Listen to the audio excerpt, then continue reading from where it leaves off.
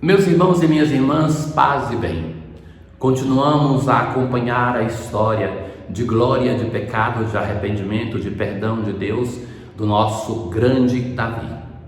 Então, depois que cometeu aquele pecado tão pensado em detalhes, tão articulado, Davi é de novo procurado pelo mesmo profeta, Natan, que já nos encontramos com esses dois nas leituras passadas. E Natan vai contar para Davi uma história. Numa cidade havia dois homens, um rico e um pobre. O rico possuía ovelhas e bois em grande número.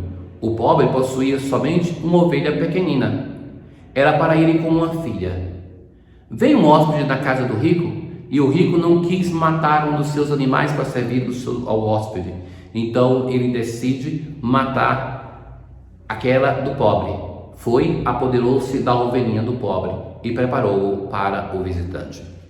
Davi ficou indignado contra este homem e disse a Natan: pela vida do Senhor, o homem que fez isso merece a morte. Pagará 4 vezes o valor da ovelha, por ter feito o que fez e não ter tido compaixão. Natan disse a Davi: esse homem és tu. Ora, meus caros, nós somos muitas vezes duros com os nossos irmãos quando pecam. Diante do pecado do outro, nós somos juízes severos. Então, muitas vezes nós devemos escutar aquilo que Natan vai dizer a Davi: este homem és tu. Colocarmos no lugar do outro e pensarmos a fragilidade do outro, o pecado do outro, como se fosse o nosso, faria com que nós pensássemos de um modo diferente. Davi, que era tão violento com esse pecador, ele então agora ouve do profeta: esse homem és tu. Assim o Senhor, diz o Senhor de Israel, Natan vai falar a Davi: por isso a espada jamais se afastará de tua casa. E de fato, nós vamos ver na sequência os filhos de Davi, que vão dividir o reino.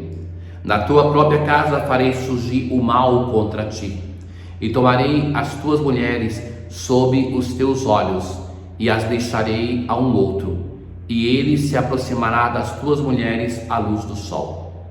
Tu fizestes tudo às escondidas, então o pecado dele com Betsabeia. Eu, porém, diz o Senhor, farei o que digo diante de todo Israel e à luz do sol. Davi disse a Natan: pequei contra o Senhor. Natan vai dizer: de sua parte, o Senhor perdoou o teu pecado, de modo que não morrerás.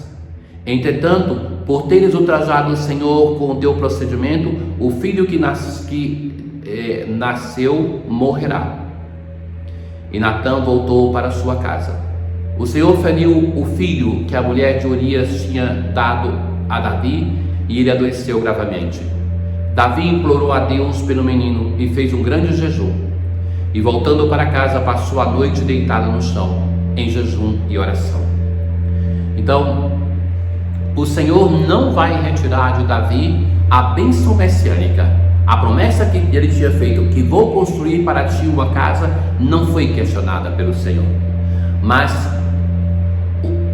o salmo de meditação de hoje é continuação daquilo que nós já tínhamos começado a rezar ontem, o Salmo 50.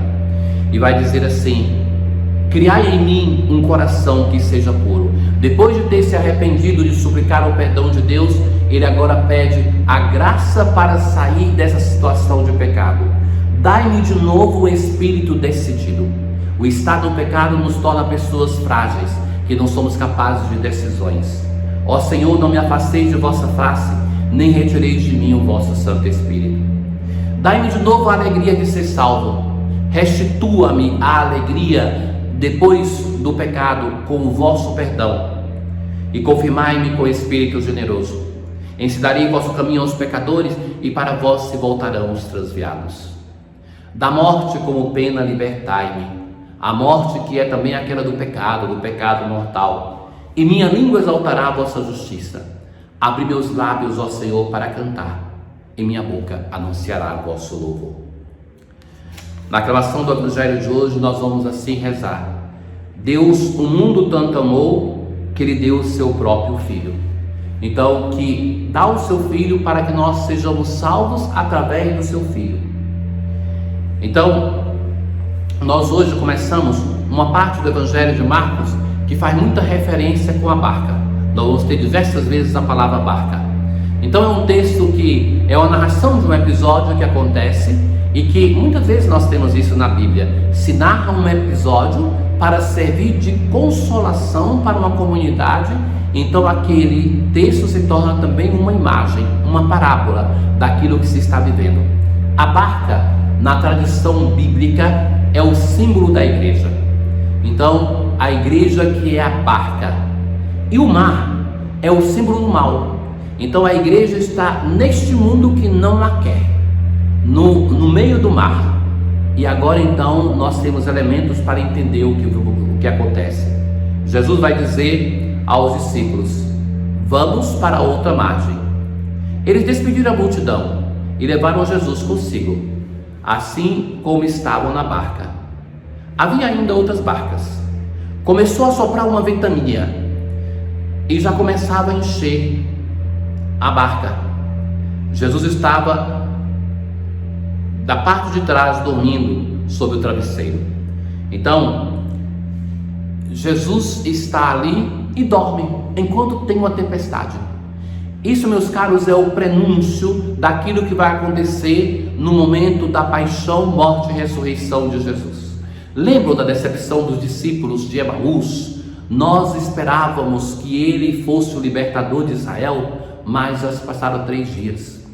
Então, o Senhor também, a igreja, os apóstolos, no momento da sua paixão, morte e ressurreição, tiveram essa impressão: o Senhor está dormindo no túmulo, fomos abandonados, o Senhor nos deixou, a morte acabou com tudo. Então, ali está Jesus que dorme. E é esta a primeira impressão dos discípulos: mestre, estamos perecendo e tu não te importas? Não é esta a impressão que nós muitas vezes temos na nossa relação com Deus? Veja o sofrimento de uma pandemia. Senhor, nós estamos sofrendo e tu não te importas? Diante do sofrimento de uma pessoa enferma, diante das guerras, Senhor, tu não te importas? Então Jesus se levanta e vai dizer ao mar: silêncio, cala-te. Esta é a manifestação de que Jesus é Deus. Para os discípulos isso se tornava muito claro, porque quem é no Antigo Testamento que tem o poder de dominar as águas? Somente Deus. É Ele que abre o Mar Vermelho, é Ele que divide o Jordão. Antes no Gênesis caminham sobre as águas. Então somente Deus tem a capacidade de acalmar a água, de acalmar o mal. Silêncio, cala-te. E então vem a bonança, vem a calmaria. Então Jesus perguntou aos discípulos: por que sois tão medrosos? Ainda não tendes fé? Essas são as perguntas que o Senhor faz para nós, quando nós também duvidamos da sua presença, quando nós queremos somente um Deus que esteja a nosso serviço, para nos dar comodidade, para nos tirar do sofrimento.